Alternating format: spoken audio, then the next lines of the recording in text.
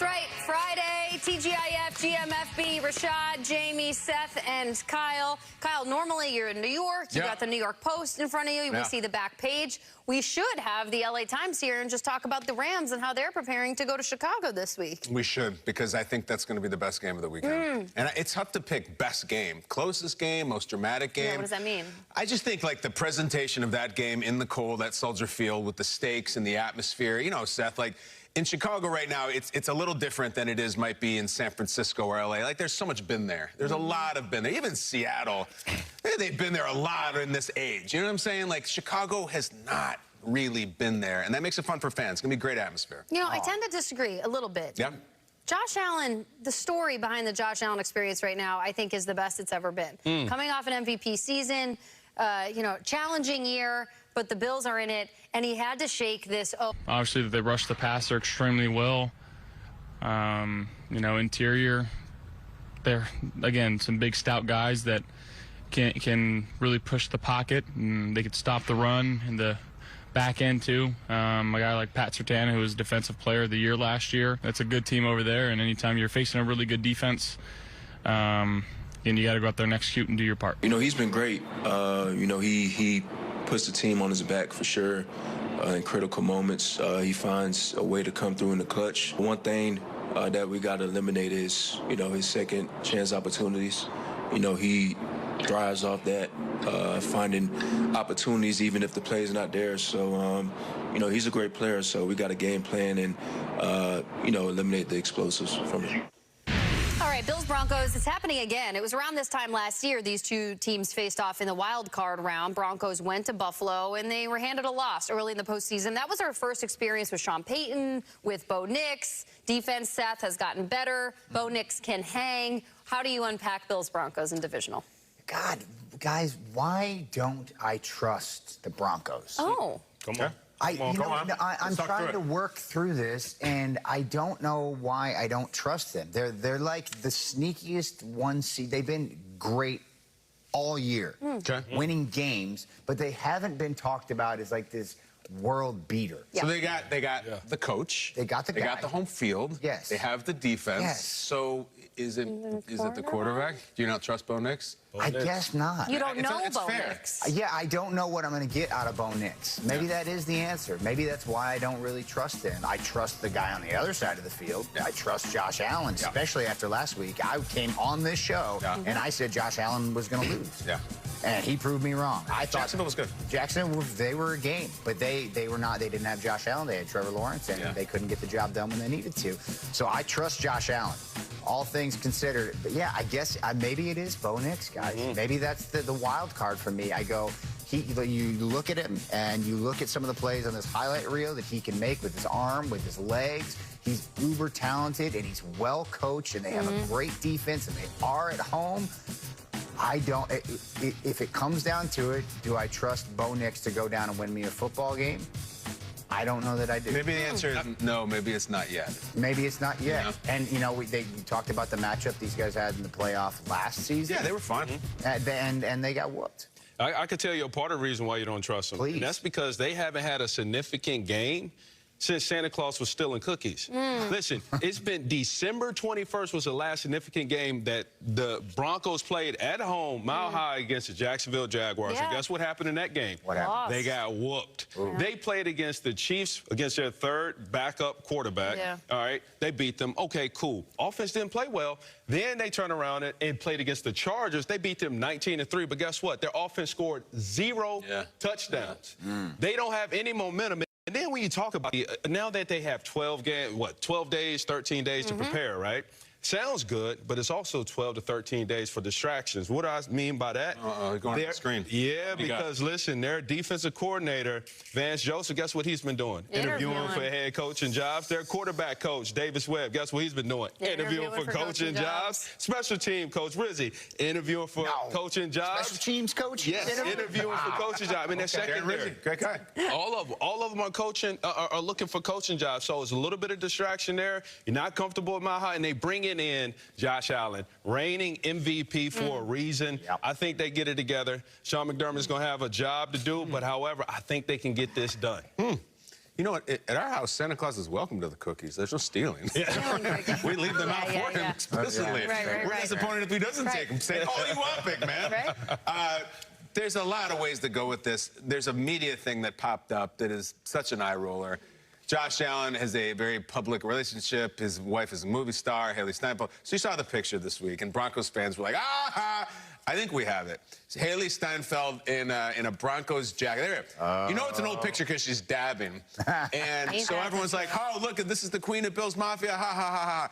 First of all, Haley Steinfeld's from L.A. I think she was born and raised like in Agora, like in Thousand Oaks. You know what I'm talking about. So she's not a Broncos fan. And even if she was, you reserve the right to change fan bases for many reasons, certainly one of which is you're married to the quarterback of the other team.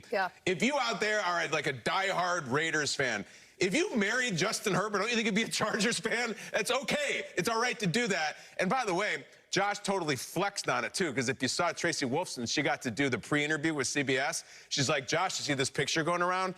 He's like, yeah, you know, honestly, she was probably paid to be there that day. And it's like, that is an awesome response, and it's probably true.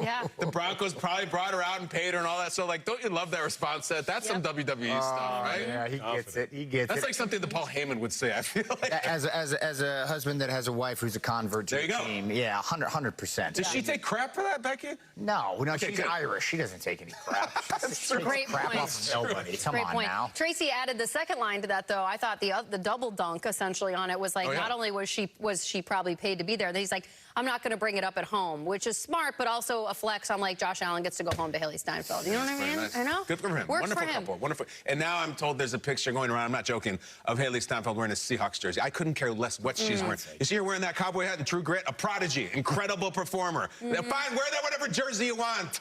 I don't care. She's wearing a wedding ring that comes from the quarterback of the Bills. She's with the Bills fans. That's what I care about. She might be holding an Oscar trophy here pretty soon. Maybe she should be. Speaking of rings, the Bills don't have one, and they're in the middle of an historic streak that we have to talk about. So they have won a playoff game now 6 seasons in a row. 6 years, not only made the playoffs, they've won a playoff game. It's impressive. This is the only group that's ever done that. The Aikman Cowboys, the Brady Patriots, you got the Mahomes Chiefs. Now, all of them have not only won the Super Bowl, they got 3 next to them. It's the first dynasty, quote unquote, in history to never even make it to a Super Bowl.